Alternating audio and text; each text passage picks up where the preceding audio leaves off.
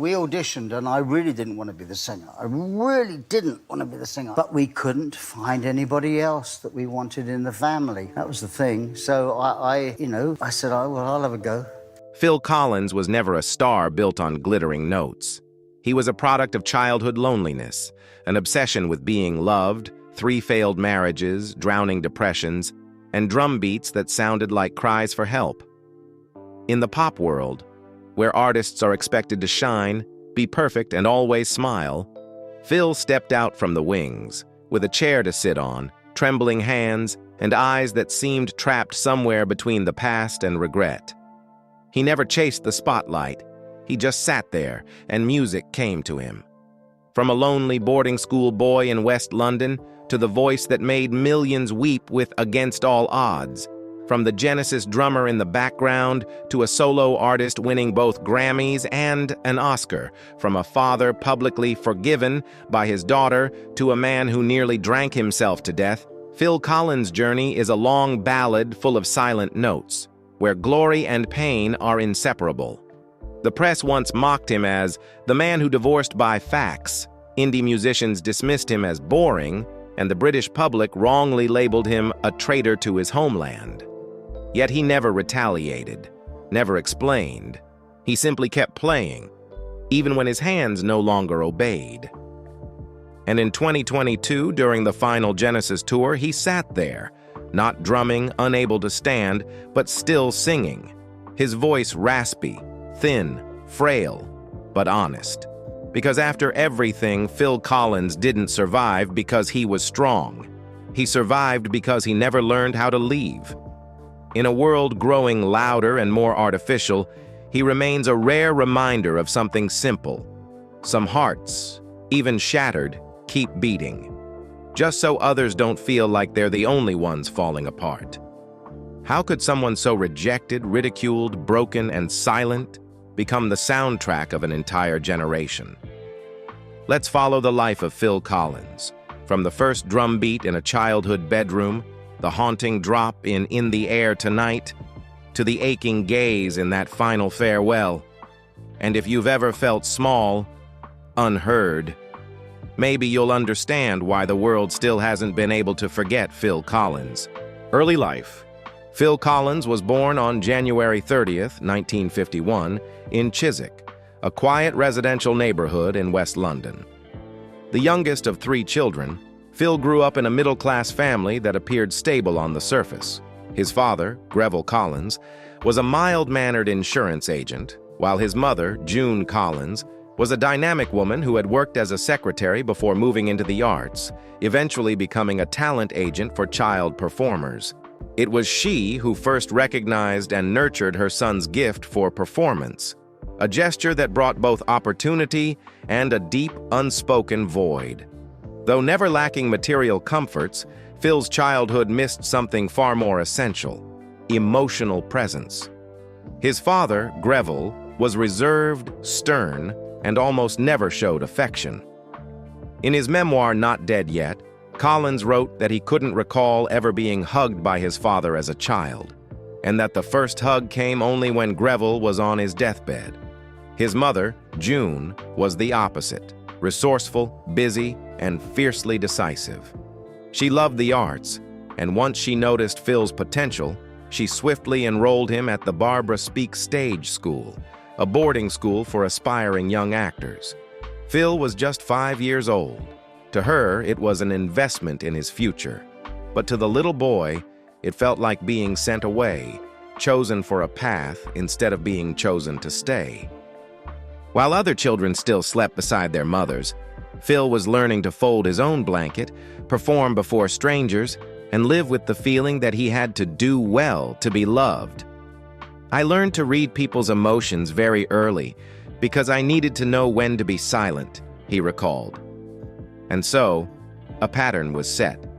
Hide the feelings, handle things alone, and pour it all into the drums. It was during those early years that June gave Phil a toy drum set for Christmas. It wasn't an expensive gift, but it became a silent savior. Phil began drumming along to Beatles records, listening to the radio all day to train his sense of rhythm. No one taught him.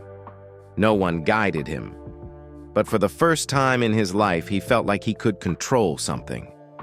Later, Phil tried his hand at acting, playing a small role in Oliver and making a brief appearance in the Beatles' film A Hard Day's Night.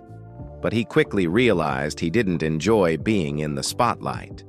What he loved was keeping time in the background, helping everything run without being seen.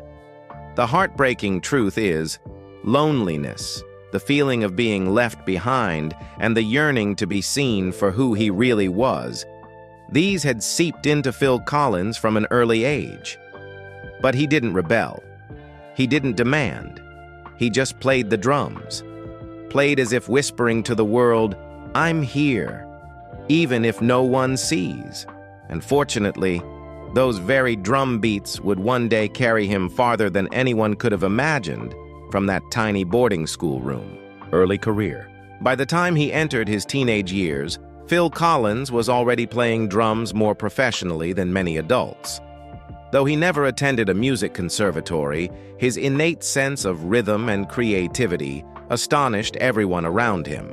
At age 14, he was already performing in school bands, and by 16, he dropped out of school to pursue music full-time, a decision that disappointed his father. But for Phil, it was the only thing he ever felt certain about. He was born to drum.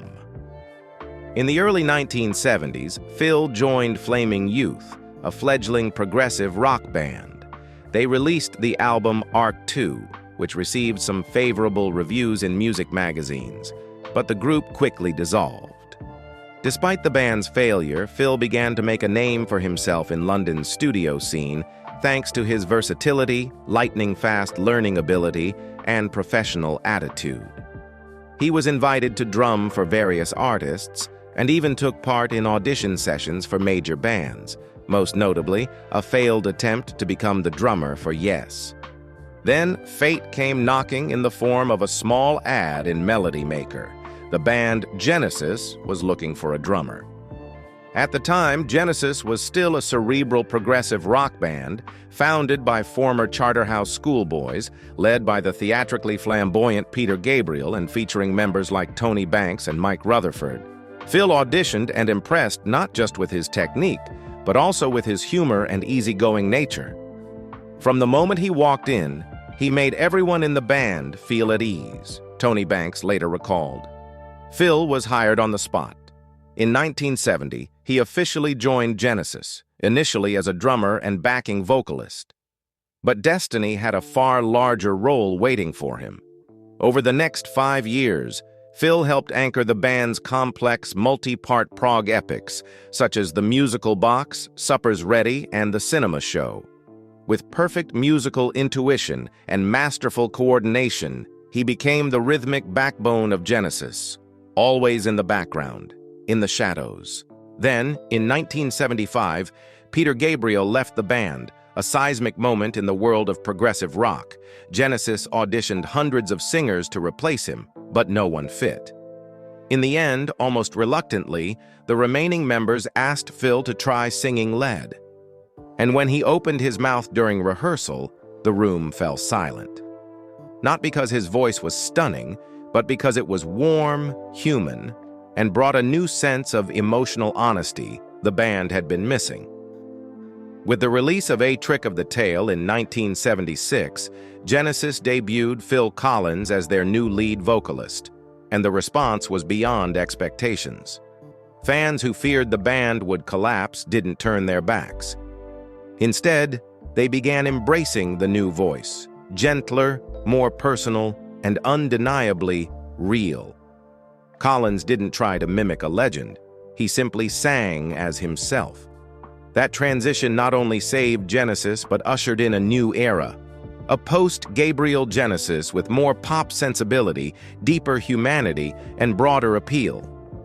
And Phil Collins, once the quiet drummer in the back, began stepping into the spotlight, even though he had never sought it.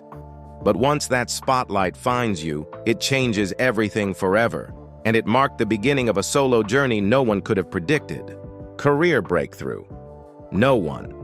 Not even Phil Collins himself ever imagined he would become one of the most successful solo artists of the 20th century. He didn't have matinee idol looks, he had no rock star swagger, and he wasn't the kind of artist who lived and died for the spotlight. But perhaps because he never tried to be a star, Phil Collins became one in a way no one else could replicate. After steering Genesis through the post-Peter Gabriel era, Collins continued to lead the band to new heights with albums like Duke, 1980, Abacab, 1981, and Invisible Touch, 1986, shifting their sound from progressive rock to a more vibrant pop rock aesthetic. Tracks like Misunderstanding, That's All, and Invisible Touch brought Genesis to mainstream audiences and conquered the American market, a rare feat for British bands at the time. Yet even as the band thrived, a quiet voice inside Collins urged him to create something personal, not for the group, but for himself. In 1981, he released his debut solo album, Face Value, a deeply personal project born from his first divorce. Its opening track, In the Air Tonight, with its chilling atmospheric tone and iconic gated reverb drum break, quickly became a cultural phenomenon. That drum sound, created with engineer Hugh Padgham, sparked an entirely new wave of sonic experimentation that influenced all of 1980s pop and rock. But Collins didn't stop at one hit. He launched into a streak of consecutive triumphs. Hello, I Must Be Going, 1982, with You Can't Hurry Love. No Jacket Required, 1985, 3 Grammy wins, over 25 million copies sold. But seriously, 1989, with Another Day in Paradise, a rare humanitarian anthem in pop music. Throughout the 1980s, Phil Collins was more than the voice behind heartbreak ballads. He became a human conscience within mainstream music. He wrote about homelessness, injustice, the aftermath of war, and the cold detachment of modern society. And, surprisingly, audiences embraced him. No need to be sexy, provocative, or drenched in glamour. He only needed a drum, an honest lyric, and the weight of silence to command attention. His success extended far beyond singing. A skilled instrumentalist, producer, and acclaimed film composer, Collins crafted hits for Against All Odds, 1984, Buster, 1988, and especially Disney's Tarzan, 1999, which earned him an Oscar for You'll Be in My Heart. It proved that Phil Collins didn't just know how to sing about pain, he knew how to soothe it. At the peak of his fame, he performed at both Live Aid stages, London and Philadelphia, on the same day, by flying across the Atlantic on the Concorde. Not to show off, but because he felt it was his duty to be there. Collins was never loud about compassion, he simply acted. By the late 1980s, he had become one of the best-selling artists on the planet, with both his solo career and Genesis dominating the charts. At one point, he had 7 songs in Billboard's top 10 within just a few months. Few have accomplished that. Fewer still while remaining as humble as Phil Collins. But behind all the success, something began to feel off. Fame didn't bring him peace. The constant performances, interviews, touring, and the slow unraveling of his personal life, everything started to crack before the applause had even faded. And then, the spotlight began to dim.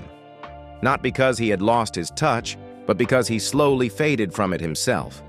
Yet before everything began to fall apart, Phil Collins had already done something extraordinary.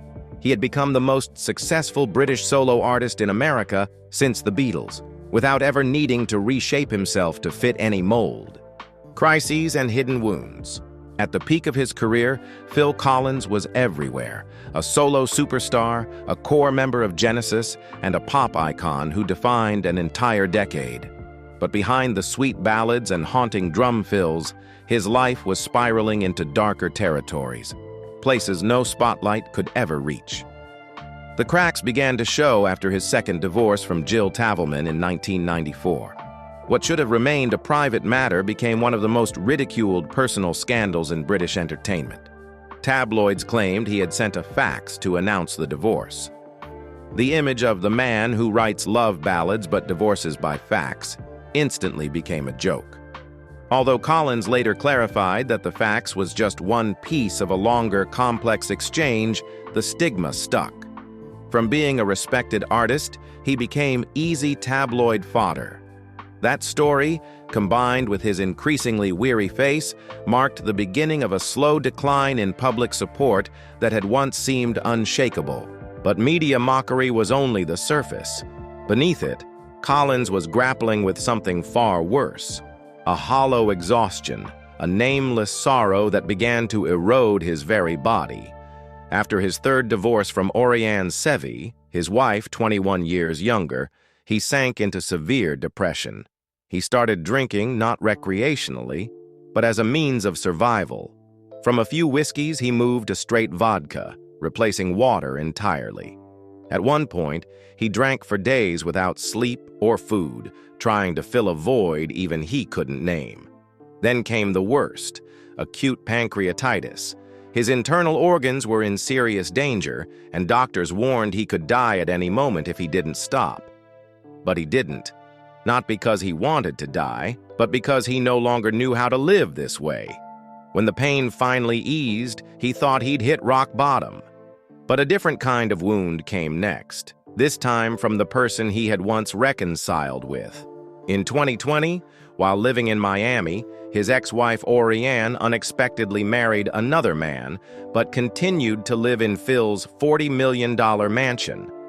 Collins had to take her to court just to reclaim his own home. What followed was a media circus.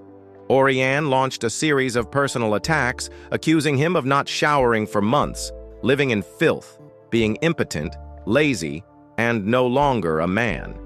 The press devoured every lurid detail.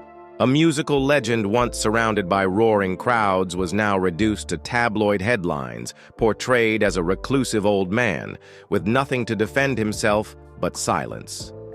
Yet the deepest wound didn't come from the tabloids or a bitter ex. It came from his own daughter. Lily Collins, who would become a successful actress, wrote in her memoir that she forgave her father for not being there when she needed him most.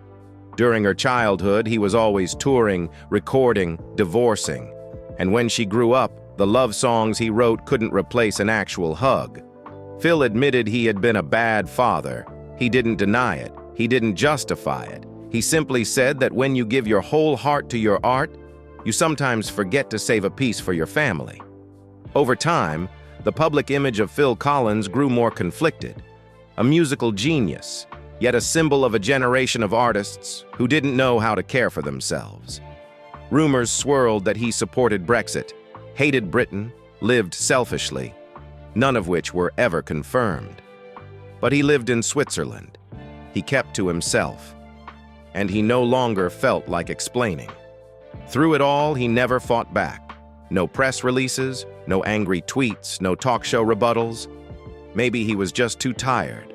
Maybe he knew that no explanation could ever echo louder than a sad song. And so he kept writing.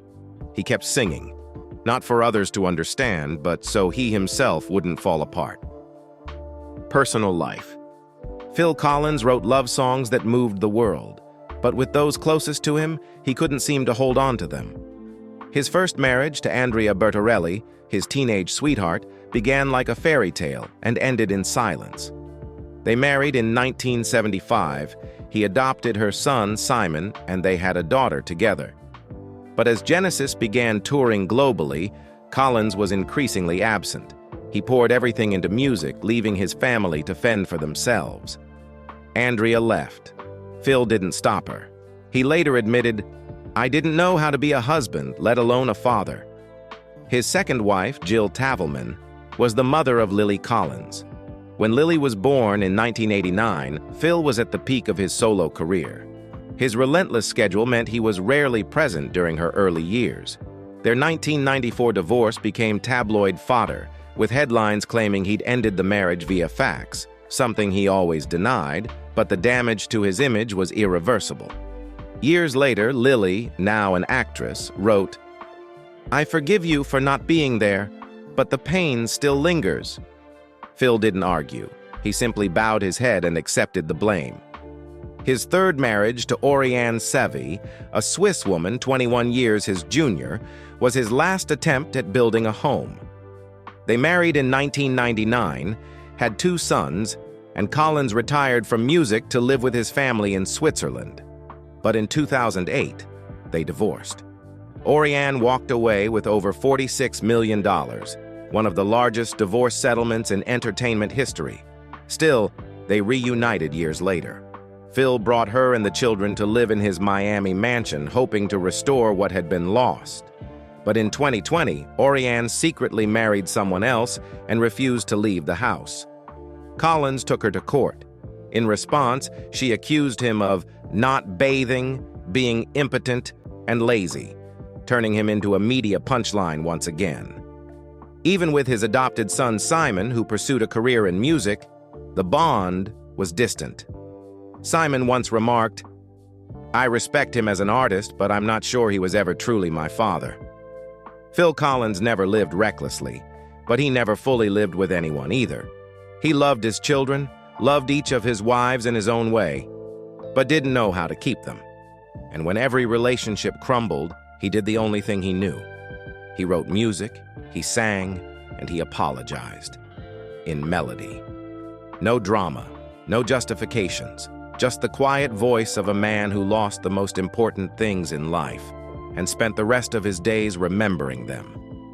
Legacy and influence. Phil Collins never tried to become an icon. He didn't have a magnetic look, never chased the rock star lifestyle, and didn't need scandal to gain attention. Yet through music, simple, profound, and honest, he left behind a quiet but irreplaceable legacy in popular culture that has endured for over half a century. At his peak, Phil Collins was one of the best-selling artists in the world. He sold over 150 million records, won 7 Grammy Awards, won Oscar for You'll Be in My Heart from Tarzan, and became one of the rare musicians to appear on all 3 major stages: Live Aid, the Oscars, and the Super Bowl. He remains the only person in history to perform in both London and Philadelphia on the same day, flying Concorde across the Atlantic just to fulfill both Live Aid performances in 1985. For him, music wasn't about showing off, it was about responsibility. But Phil Collins's legacy isn't measured in numbers. It lives in emotion. He was the voice of the lonely, of those who struggle to express love, of hearts that keep trying to love again despite being broken. Hits like In the Air Tonight, Against All Odds, and Another Day in Paradise didn't just top the charts. They stayed with listeners through sleepless nights, hospital corridors, or moments when no one else was there. The gated reverb drum sound he created with engineer Hugh Padgham completely transformed pop rock in the 1980s. Today, that effect is everywhere, from Lorde to Kanye West, The Weeknd to Taylor Swift. Many young artists have credited Collins with teaching them how to write music from real emotion. No need for complexity, no need for glitter. Though critics once dismissed him as soft pop or safe to the point of boring, time proved the opposite. It was precisely that softness that endured after the storm.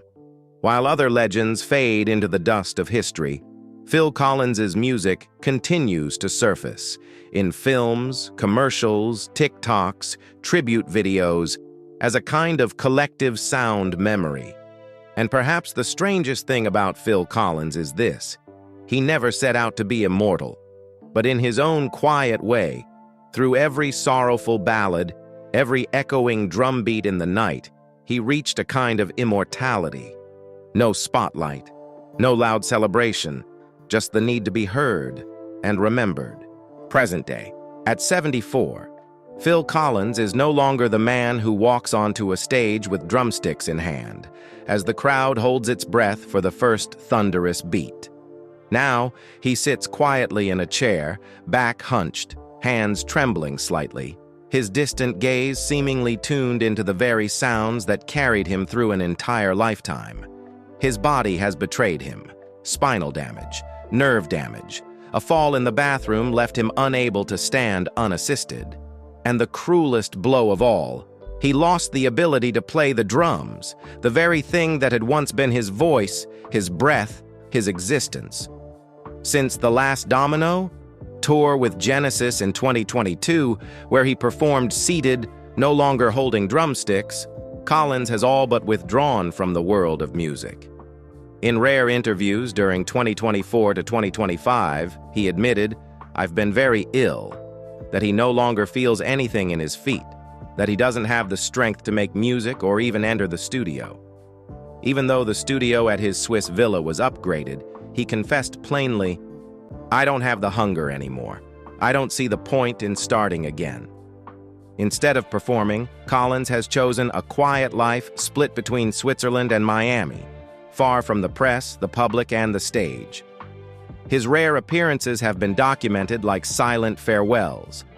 In May 2025, he was seen in Austria, arriving in a wheelchair to watch his son, Matthew Collins, play football. Though his face was gaunt and he needed help walking, he still smiled when his son scored. He was no longer the performer, just a father trying to be present. Though he is no longer active, his legacy lives on. In the Air Tonight was used during the globally streamed Jake Paul vs. Mike Tyson boxing match on Netflix in late 2024, quickly climbing back to the top of the digital charts.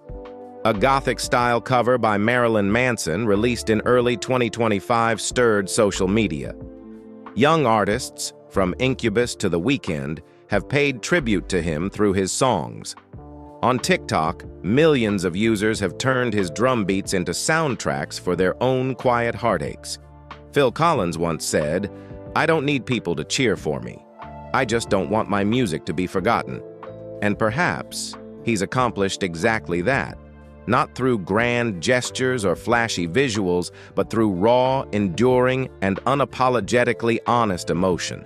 He can no longer stand, no longer play, no longer needs titles, but he hasn't disappeared. He's still here, in a familiar melody drifting through the night, in a drum beat echoing from memory, in a feeling no one can quite name, and in the hearts of those who, even just once, found comfort in a song bearing the name Phil Collins. Phil Collins was never the kind of legend people looked up to in awe. He simply stepped out from the wings, quietly, with a drumstick in hand, a gentle voice, and a heart full of cracks. He never tried to prove he was special, and because of that, he became one of a kind. From a lonely boarding school boy to the star who ruled the 80s, from the drummer in the back to the voice that silenced the world, from the absent father to the trembling old man who can no longer take the stage, Phil Collins's life has always been a journey of losing something to create something meaningful. He once wrote about love, but couldn't hold on to his marriages, wrote about pain, yet couldn't avoid it, made music for children, yet let his own grow up without him. And even when criticized, misunderstood, mocked, he never struck back. He just sat down and let the music speak. Perhaps nothing else needs to be said, because Phil Collins's legacy isn't found on charts or medals. It lives in a song someone once played late at night, when they felt like they couldn't go on. And suddenly, the drums began to echo. In a world obsessed with the next big thing, Phil Collins stands as quiet proof of the opposite, that sincerity, even when fragile, can endure. It doesn't need noise. It doesn't need to stand tall. It just needs to be heard and remembered. Do you remember a Phil Collins song that made you stop in the middle of life's rush? Share it in the comments, because maybe, just maybe, that memory will help keep a place for him in all of ours. And if you believe honest music still deserves to be heard, don't forget to subscribe for more stories of those who once touched the world's heart with just a melody.